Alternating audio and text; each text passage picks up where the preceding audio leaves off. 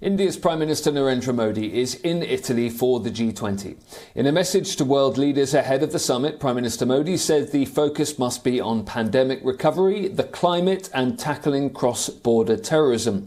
According to the International Monetary Fund, India will remain the fastest growing economy in the post-pandemic world, and the summit comes at a time when some global economies are struggling with unemployment, hunger and supply chain crises as well.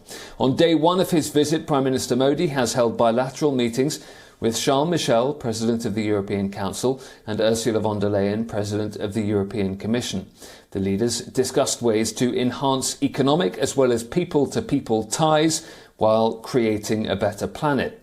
The Indian Prime Minister also paid tribute to Mahatma Gandhi at the Piazza Gandhi in Rome.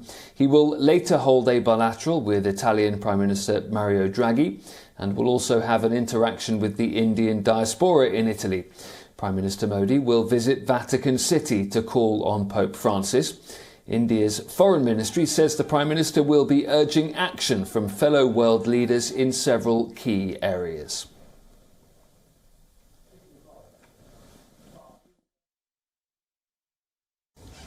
The G20 agenda, of course, is an economic oriented agenda. It is important that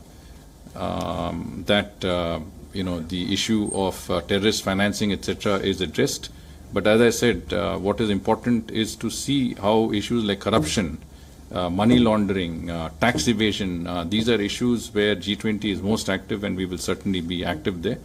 But we will not be running short, we will not be falling short in any way on raising issues that are important to us, whether it is the issue of cross-border terrorism, whether it is the issue of terrorist financing, or any other terrorism-related issues that impact on the international community.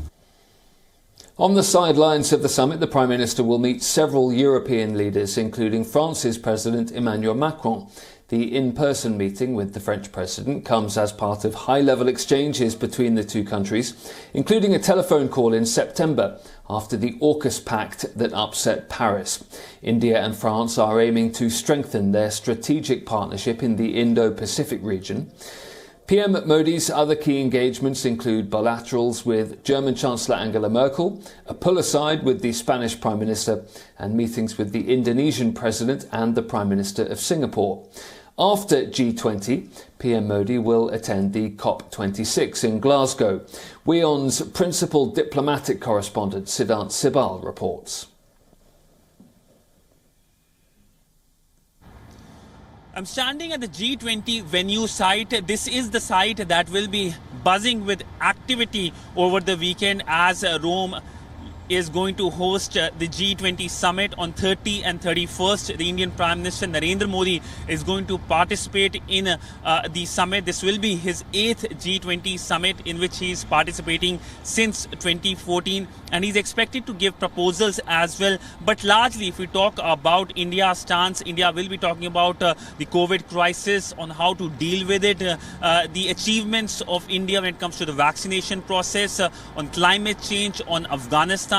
These are the issues India will be focusing on, but largely this grouping, which emerged out of the 2008 financial crisis, is now taking a political role as well amidst a dysfunctional United Nations. And we know that last year, amidst the COVID crisis, at the request of India, host Saudi Arabia had held meetings on COVID crisis, and the G20 grouping had taken a decisive action. So this time, of course, it won't be different. Strong action on various contemporary issues are expected from the G20 summit, the 16th G20 summit here in Rome.